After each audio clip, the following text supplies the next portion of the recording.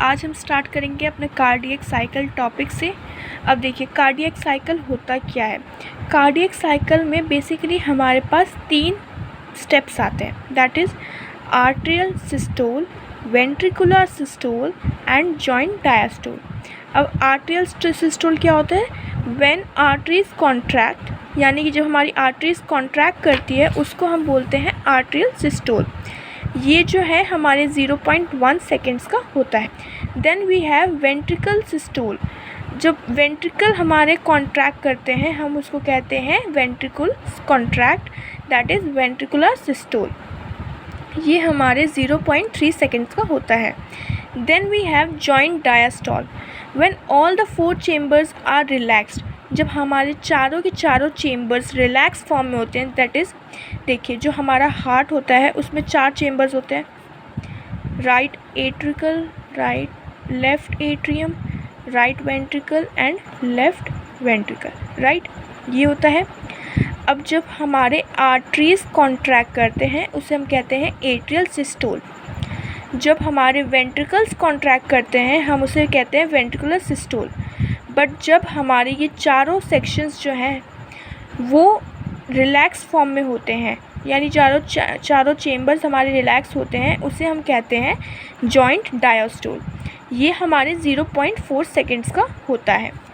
अब देखिए lub sound is produced when bicuspid and tricuspid valves are present are closed. देखिए जो हमारे यहाँ पे वॉल्व्स होते हैं, मैंने पिछली वीडियो जो मैंने हार्ट सर्कुलेशन की वीडियो अपलोड की है उसमें मैंने हार्ट के फंक्शन के बारे में बताया, राइट।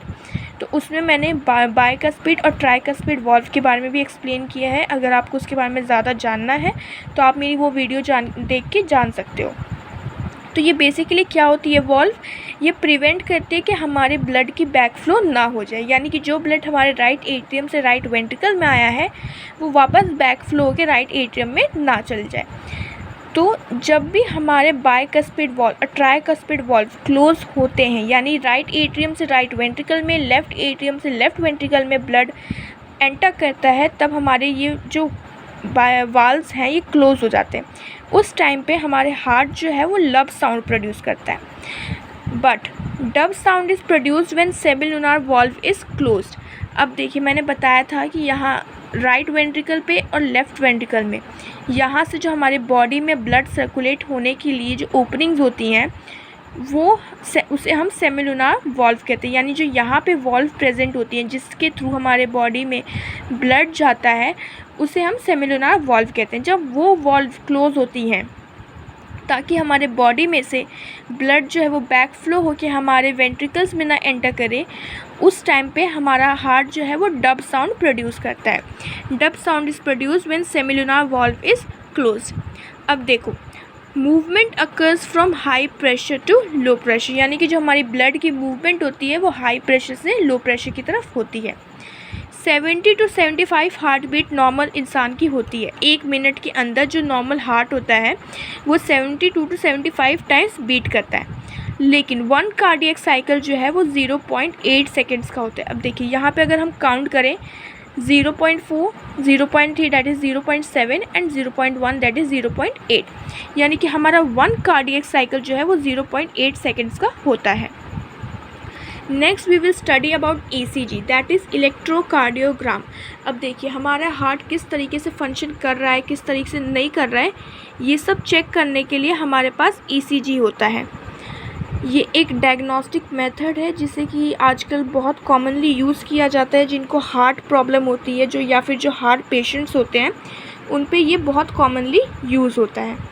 अब अगर हम इसको स्टडी करें तो क्या है इसकी definition, graphical representation of electrical activity of heart, यानी जो हमारे हार्ट की एक्टिविटी है उसको जो ये काउंट करता है, उसको मेजर करता है, उसको चेक करता है और एक ग्राफ के फॉर्म में प्रेजेंट करता है। अब इसमें हमारे 2 टर्म्स इम्पॉर्टेंट होती हैं, that is depolarization and repolarization. देखिए जनरली जो हमारा आता है कर्व या फिर ग्राफ वो इस फॉर्म में होता है। ये हमारी P वेव होती है जो ऐसे कर्व आता है। This is our QRS complex and this is our T wave. देखिए पी वेव से मतलब पी से क्यू तक जो हमारा टाइम होता है वो 0.16 सेकेंड का होता है, यानी जो इतना प्रोसेस हमारा हो रहा है वो 0.16 सेकेंड में हो रहा है। इट्स वेरी क्विक, मतलब आप इमेजिन भी नहीं कर सकते कि ये बहुत जल्दी हो जा रहा है। Then from Q to T wave, this Q T, ये जो प्रोसेस है ये हमारा 0.35 टू 0.42 सेकेंड में हो जा रहा है। This is also very quick and it's amazing, right, कि इतनी जल्दी हमारा हार्ट जो है उसको हम मेजर कर पा रहे हैं। अब देखिए जो पी वेव होती है उसमें आखिर होता क्या है, that is depolarization of atria. इसमें जो हमारी एट्रियाज हैं वो डीपोलराइज हो जाती हैं, जिसकी वजह से हमारी आर्टरीज जो हैं वो सिस्टोल होना स्टार्ट करती है, यानी कॉन्ट्रैक्ट होना स्टार्ट करती है, जिसे हम कहते हैं सिस्टोल ऑफ एट्रिया। इन क्यूआरएस कॉम्प्लेक्स जो हमारी वेंट्रिकल्स हैं वो डीपोलराइज होती है, that is depolarization of ventricles, और इसको हम कहते हैं वेंट्रिकुलर सिस्टोल। ये जो है हमारे तब तक कंटिन्यू रहता है जब तक हमारा टी वेव का एंड पॉइंट नहीं आ जाता। It continues till the end of T wave. Then we have T wave. इसमें क्या होता है, रीपोलराइजेशन ऑफ वेंट्रिकल्स, यानी कि हमारे जो वेंट्रिकल्स हैं वो अपनी नॉर्मल पोजीशन पे आ जाते हैं।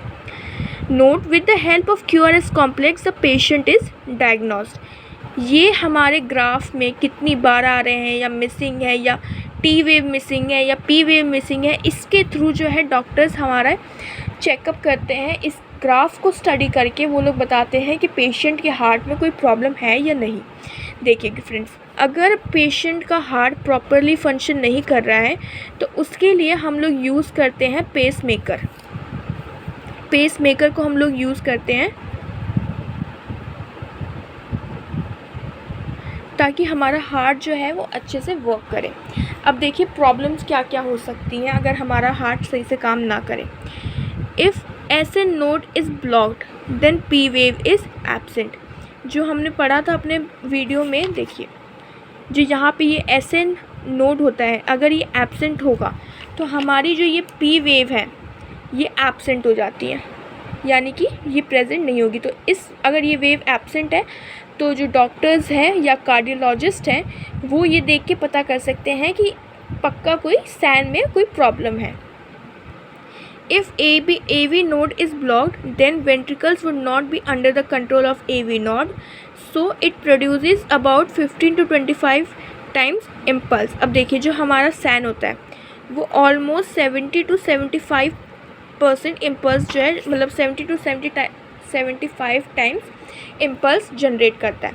लेकिन अगर हमारा वो यूज़लेस नहीं, मतलब यूज़लेस हो चुका है, क्योंकि अब देखिए हमारे AV नोड तो ब्लॉक हो चुके हैं, तो अब जो भी फंक्शन होगा, यानी जो AV नोड अपने से मतलब खुद जब फंक्शन करेगी तो वो सिर्फ 15 to 25 हमारी इम्पल्स जनरेट कर पाएगी, जो कि बहुत कम है सैन के कंपेयर में। So P wave will form 3 times. तो इसमें क्या होगी, जो हमारी पी वेव है वो 3 बार ऐसे फॉर्म होगी। ये QRS complex and this is T wave. Artificial pacemaker is required. अगर ऐसी कोई कंडीशन होती है, देखिए जैसे मैंने बताया था कि पेसमेकर हम यूज़ करते हैं, अगर ऐसी कोई कंडीशन हो रही है तो उसके लिए हम आर्टिफिशियल पेसमेकर यूज़ करते हैं।